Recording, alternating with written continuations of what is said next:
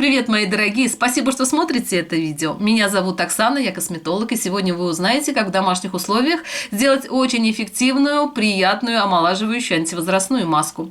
Маска убирает даже самые глубокие морщины, предотвращает появление преждевременных морщин.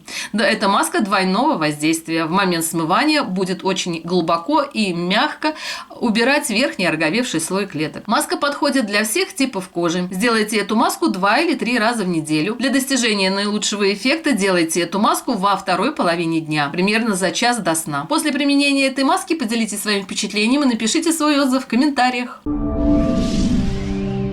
И давайте приступим. Для сегодняшней маски нам понадобятся простые доступные ингредиенты. Нам понадобится рисовая мука. Вы можете использовать уже готовую рисовую муку. Также вы можете самостоятельно ее приготовить. Возьмите небольшое количество белого риса, не промывая рис, перемелите в кофемолке и используйте для приготовления домашних масок. Я рекомендую приготовить большее количество рисовой муки, так как она часто используется в домашнем уходе. Нужно взять 1 чайную ложку рисовой муки. Муку возьмите без горки. Следующий ингредиент для этой маски нам понадобится сок алоэ. Можно использовать свежевыжатый сок алоэ, который, возможно, у вас есть на подоконнике. Также можно использовать и гель алоэ или алоэ вера. Возьмите 1 чайную ложку геля алоэ или алоэ вера и разведите кипяченой водой в пропорции 1 к 1. Также этот состав можно использовать для приготовления домашних масок. Также вы можете использовать и свежевыжатый сок алоэ. Возьмите 1 чайную ложку сока алоэ. Кстати, сок алоэ вы можете заменить соком огурца или соком капусты. Возьмите огурец или капусту, натрите на очень мелкой терке, отожмите и используйте сок для сегодняшней маски. Затем тщательно смешайте эти ингредиенты. В момент приготовления домашних масок не торопитесь и тщательно вбивайте ингредиенты. От этого будет зависеть качество маски и тот эффект, который она окажет на вашу кожу. Также соблюдайте не только рецептуру домашних масок, но и порядок добавления всех ингредиентов. Если вы добавите все компоненты сразу и начнете их смешивать, то велика вероятность, маска у вас может не получиться. После того, как вы хорошо взбили рисовую муку с соком алоэ, консистенция маски должна быть вот такая уже приятная к нанесению. Следующий ингредиент для приготовления сегодняшней маски нам понадобится витамин Е. Витамин Е – это витамин молодости и красоты. Не забывайте в зрелом возрасте принимать витамин Е, который будет улучшать состояние кожи, состояние волос и ногтей. Для приема вовнутрь я использую витамин Е в капсулах. Для приготовления домашних масок я использую витамин Е в масляном составе. Добавьте 10 капель.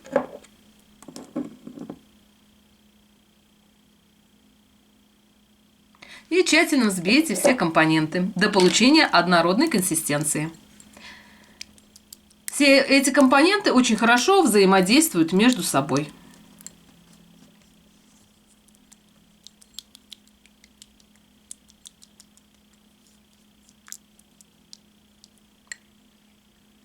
Следующий ингредиент для этой маски нам понадобится косметическое масло. Можно использовать косметическое масло миндальное, виноградных косточек, зародышей пшеницы. Также, если у вас очень сухой тип кожи, то можно использовать и кокосовое масло, как пищевое, так и косметическое.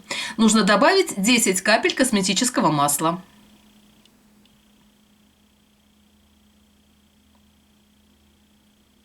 И тщательно взбейте все компоненты. После добавления каждого ингредиента взбивайте все эти компоненты так, чтобы они хорошо вошли во взаимодействие.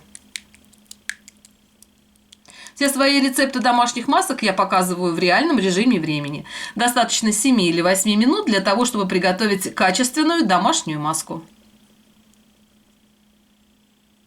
В последнюю очередь добавьте в сегодняшнюю маску пенный компонент. Это может быть пенка для бритья, пенка для умывания. Если у вас нет под рукой готового пенного состава, возьмите мыло. Это может быть детское, оливковое, либо глицериновое мыло. Натрите на очень мелкой терке. Залейте сверху водой, подержите на водяной бане, доведите до однородной консистенции и добавляйте в сегодняшнюю маску. Пенный состав в момент смывания будет дополнительно очищать кожу. Также пена во время подсыхания будет хорошо подтягивать овал лица. Нужно взять 1 чайную ложку пенного компонента.